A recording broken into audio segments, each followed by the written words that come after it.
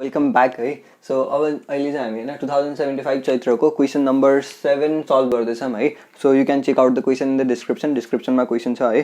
So हामीलाई चाहिँ एउटा इन्स्ट्रुमेन्टेसन एम्प्लिफायर दिएको छ होइन, अनि यसमा चाहिँ हामीलाई के भनेको छ भन्दाखेरि इन्स्ट्रुमेन्टेसन एम्प्लिफायर दिएर बेसिकली सरी यता हामीलाई के भनेको यो सर्किट दिएको छ क्या क्वेसनमा होइन। यो सर्किट दिएर हामीलाई के भनेको छ भन्दाखेरि यो सर्किटको चाहिँ कमन मोड आउटपुट निकाल एउटा, अर्को डिफरेन्शियल मोड आउटपुट निकाल भनेर दुईवटा क्वेसन सोधेको छ होइन।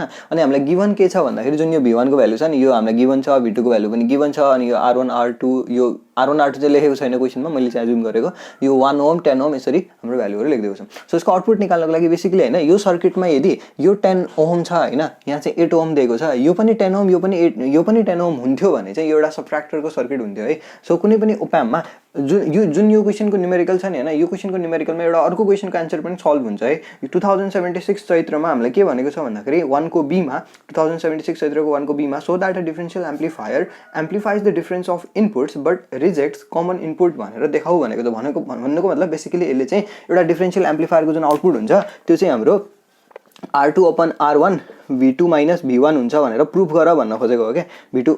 V2 माइनस V1 हुन्छ यो एउटा डिफरेन्शियल एम्प्लिफायरको आउटपुट, यो चाहिँ यति हुन्छ भनेर प्रुफ गर भन्न खोजेको हो। यो क्वेसनको एन्सर पनि यही क्वेसनको न्युमेरिकलमा आउँछ है, सल्भ हुन्छ है।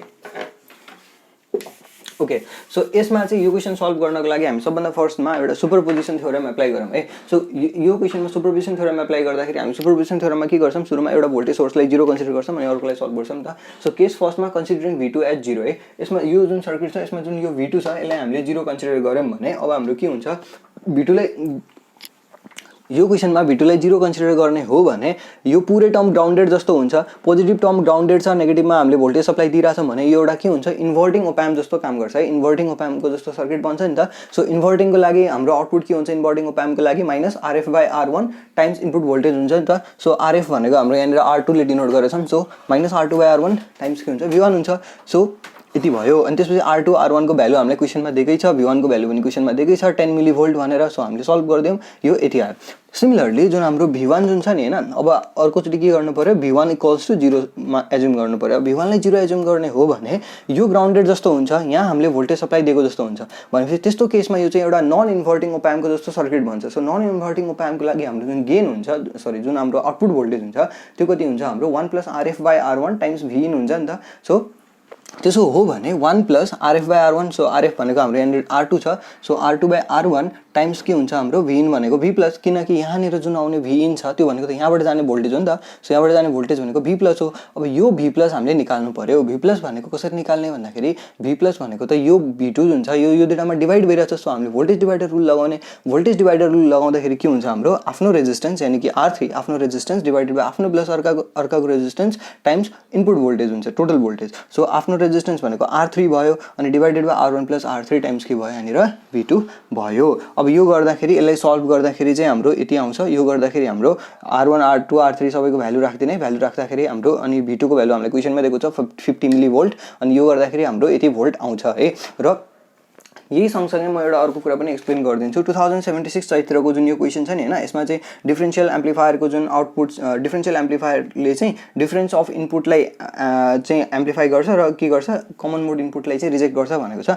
त्यही क्वेसन जुन यो क्वेसन हुन्थ्यो, यो क्वेसनलाई चाहिँ कसरी देखाउन सकिन्छ भने यहाँसम्म सल्भ गर्ने होइन, त्यसमा चाहिँ भ्यालु नराख्ने, भ्यालु हुँदैन। सो यहाँसम्म सल्भ गर्ने र त्यो क्वेसनमा चाहिँ के हुन्छ भने यो जुन R2 र R3 छ नि, यहाँ चाहिँ हामीले डिफ्रेन्ट लेखेको छौँ होइन। त्यो क्वेसनको लागि चाहिँ यो पनि R2 हुन्छ है, यो पनि R2 हुन्छ, यो पनि R2 यो पनि R2 भयो भने चाहिँ अब यहाँनिर के हुन्छ, हाम्रो 1 प्लस R2/R1 छ अनि यो R3 को ठाउँमा R2, यहाँ पनि R2 हुन्छ। त्यसो गर्दाखेरि हाम्रो यदि एलसिएम लिने हो भने के हुन्छ, यो टर्म काटिन्छ र यहाँनिर के आउँछ, R2/R1 नै आउँछ है।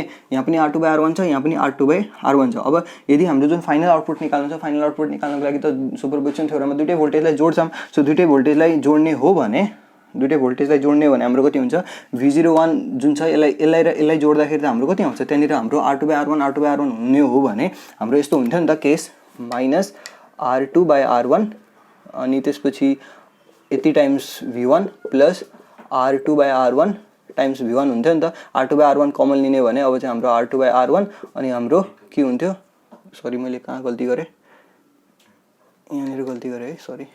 यो चाहिँ हाम्रो के हुन्थ्यो, V2 माइनस V1 हुन्थ्यो नि त हैन। सो यो चाहिँ हाम्रो यस्तो खालको आउँथ्यो है, यो जुन क्षेत्र क्षेत्रवाला क्वेसन छ नि हैन, यहाँ पनि R2/R1 टाइम्स V2 को टर्ममा आउँथ्यो क्या। त्यो गर्दाखेरि यदि आउँथ्यो, यति निकालिदिएपछि हाम्रो के हुन्छ, प्रुभ हुन्छ कि डिफरेन्शियल एम्प्लिफायर हुन्छ यसले चाहिँ कमन मोड इनपुटलाई रिजेक्ट गर्छ र जुन हाम्रो डिफरेन्शियल आउटपुट छ, डिफरेन्शियल इनपुट छ त्यसलाई मात्र के गर्छ, एम्प्लिफाई गर्छ भन्ने कुरा प्रुभ हुन्छ है। सो अब let's get back to this question हैन।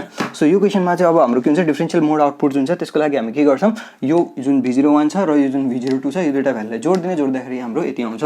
यो भनेको के आयो, हाम्रो डिफरेन्शियल मोड आउटपुट। यदि कुनै पनि ओप्याम्पको आउटपुट भोल्टेज मात्रै पनि निकाला भनेर सोध्यो भने चाहिँ हामी डिफरेन्शियल मोड आउटपुट भनेर बुझ्छौँ है। बाई डिफल्ट ओप्याम्पको आउटपुट भनेकै डिफरेन्शियल मोडको आउटपुट हो। कमन मोड आउटपुट भनेको ओप्याम्पको लागि नोइज हुन्छ। यदि कुनै ओप्याम्प चाहिँ एउटा इलेक्ट्रोम्याग्नेटिक इन्टरफेरेन्स अथवा हाई फ्रिक्वेन्सीको नोइज सिग्नल यदि कुनै ओप्याम्पमा आयो भने त्यसले जुन क्रिएट गर्ने जुन नोइज हुन्छ नि त्यो भनेको कमन मोड आउटपुट हुन्छ। कमन मोड आउटपुट भनेको कस्तो भन्दाखेरि बेसिकली यस्तो हुन्छ क्या, यो ओप्याम्पमा चाहिँ यदि यो जुन V1 र V2 अहिले त सेपरेट छैन, यदि मैले यो जुन V1 V2 लाई सेम भोल्टेज दिएँ भन्नुको मतलब यहाँ पनि V1 दिए यहाँ पनि V1 दिए भने हाम्रो जुन ओप्याम्पको जुन आउटपुट हुन्छ, एउटा ओप्याम्पको आउटपुट कस्तो हुन्छ हाम्रो, अहिले भर्खर मैले देखाएँ R2/R1 हुन्छ अनि त्यसपछि V2 माइनस V1 यस्तो खालको हुन्छ नि त। अब यसमा यदि V2 र V1 सेम हुने हो भने त जुन यो आइडियल ओप्याम्पको लागि यो आउटपुट कति आउनुपर्छ, 0 आउनुपर्छ नि त हो। त यदि जुन कन्डिसनमा दुईटै इनपुट भोल्टेज सेम छ, कमन छ, त्यस्तो ओप्याम्पको जुन आउटपुट आउँछ त्यो चाहिँ आइडियली 0 आउनुपर्छ हैन। जो यदि V1 र V2 सेम भएको कन्डिसनमा जुन ओप्याम्पको आउटपुट हुन्छ त्यसैले हामी बेसिकली के भन्छौँ, कमन मोड आउटपुट भन्छौँ क्या।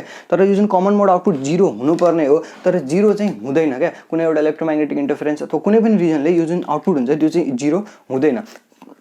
सो यो जुन 0 नहुनेवाला जुन केस छ नि यसलाई चाहिँ हामीले के गर्नुपर्छ, सप्रेस गर्नुपर्छ क्या। सकेसम्म 0 बनाउने कोसिस गर्नुपर्छ क्या। यो सप्रेस गर्ने जुन प्यारामिटर छ नि त्यो चाहिँ हाम्रो CMRR ले डिफाइन गर्छ क्या। कमन मोड रिजेक्सन रेसियो भन्छ नि हैन, कमन मोड रिजेक्सन रेसियोले डिफाइन गर्छ क्या। CMRR भनेको बेसिकली के हुन्छ भने CMRR that is equals to differential mode हुन्छ, डिफरेन्शियल मोडको गेन डिभाइडेड बाई कमन मोडको गेन हुन्छ क्या।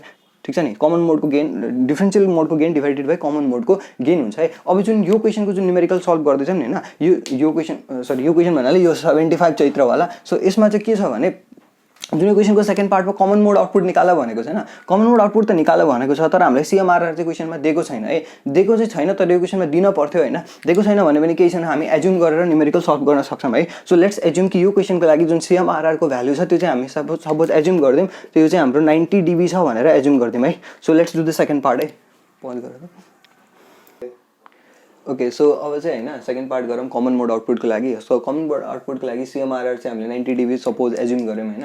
सो एज्युम गर्दाखेरि CMRR भनेको चाहिँ basically differential mode gain divided by common mode gain हुन्छ हैन। अब यसलाई डीबीमा छ नि त, 90 dB एज्युम गरेको छौँ। सो हामीले डीबीमा निकाल्नु पर्यो, डीबीमा निकाल्दा 20 log 80 बाई ACM गऱ्यौँ हैन। So that is equals to 90 dB। So यसलाई सल्भ गर्ने हो भने अब हाम्रो के हुन्छ यहाँनिर, यो जुन छ यो 90/20 गर्दाखेरि 4.5 आयो। यो लग हटाउनको लागि हाम्रो 10⁴ भनेको यति भयो। अब ACM जुन छ यो जुन that is equals to AD/10⁴ हुन्छ। सो अब यसमा हाम्रो जुन यो डिफरेन्शियल मोडको गेन हुन्छ, डिफरेन्शियल मोडको गेन भनेको चाहिँ R2 डिभाइडेड बाई R1 हुन्छ। सो R2 भनेको चाहिँ 10 छ, डिभाइडेड बाई R1 भनेको 1 छ। सो यसलाई सल्भ गर्ने भने हाम्रो यति आउँछ, के आउँछ, कमन मोड गेन आउँछ। अब हाम्रो के छ भने हामीले के निकाल्नु पर्ने छ, common mode output. So common mode output भनेको कमन मोडको इनपुट भोल्टेज इन्टु कमन मोडको गेन हुन्छ। सो कमन मोडको इनपुट भोल्टेज इन्टु कमन मोडको गेनमा जुन हाम्रो कमन मोड इनपुट भोल्टेज छ त्यो चाहिँ क्वेसनमा हामीले 5 भोल्ट भनेर दिएको छ र जुन हाम्रो कमन मोडको जुन गेन छ त्यो हामीले भर्खर निकाल्यौँ 3.16 इन्टु यो चाहिँ यति हुन्छ। यो दुईटाले भ्यालु सब्स्टिट्युट गर्दैन, यो गर्दाखेरि हाम्रो कमन मोडको जुन आउटपुट आउँछ त्यो हाम्रो कति आउँछ, 1.58 millivolt. So common mode output भनेको चाहिँ एउटा ओप्याम्पको लागि बेसिकली नोइज हुन्छ। Okay, so that's the end of numerical. Hope you got it. Thank you.